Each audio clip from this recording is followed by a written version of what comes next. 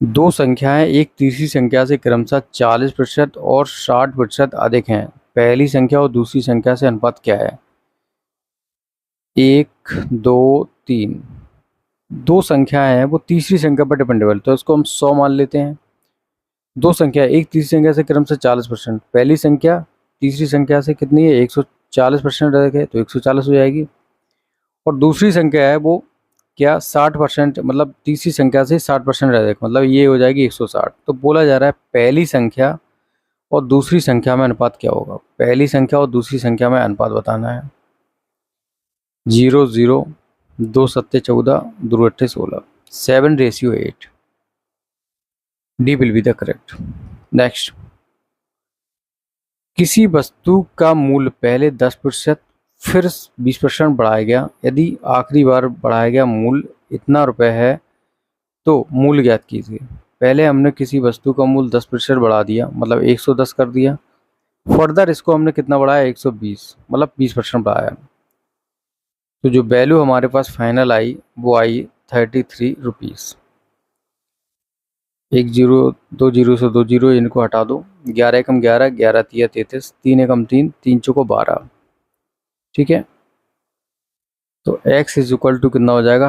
100/4, which is equal to 25। So D will be the correct. Next, एक छात्र ने 6 विषयों में 470 अंक प्राप्त किए, यदि प्रत्येक विषय में अधिकतम अंक 100 है तो उसके अंकों का प्रतिशत ज्ञात कीजिए। भाई 6 विषय थे और प्रत्येक में 100 विषय, प्रत्येक वो 100 नंबर का था, तो 6 मल्टीप्लाई बाई 100, तो पूर्णांक कितने का हो जाएगा? टोटल 600 का। अब उसने 470 अंक प्राप्त किए हैं, कितने में से? 600 में से। तो परसेंटेज निकालो। 6 सत्ते 42, ठीक है,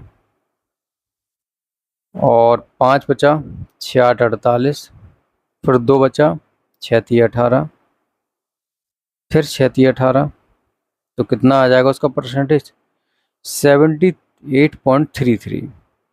नेक्स्ट, एक गांव की कुल जनसंख्या में 18% बच्चे हैं, जिसमें से 10% लड़कियां हैं।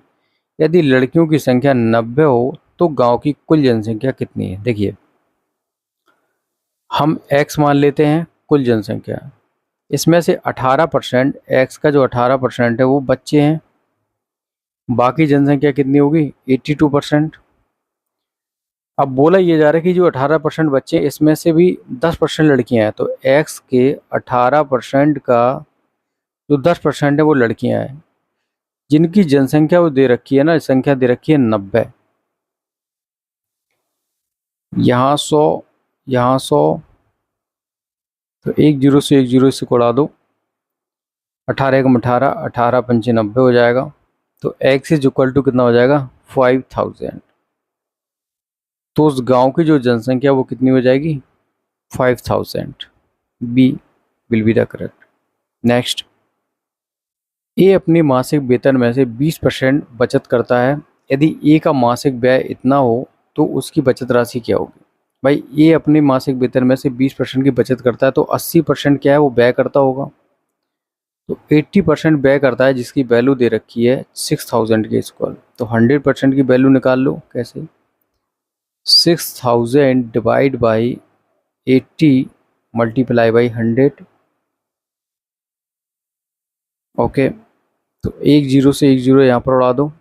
ये कितना हो जाएगा भाई?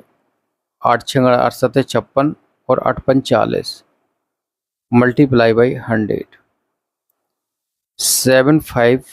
7,500 रुपये उसकी क्या होगी? मासिक वेतन होगी। हमें निकालनी है उसकी मासिक बचत, तो बचत कितनी है? 20%। अब इसका अगर 10% निकाला जाए तो कितना आ जाएगा? 750। तो 20% कितना आ जाएगा? 2 का मल्टीप्लाई करा दो, 1500 रुपये। तो वो अपनी वेतन में से मासिक बचत कितनी करता है? 1500 रुपये की। So A will be the correct. Next,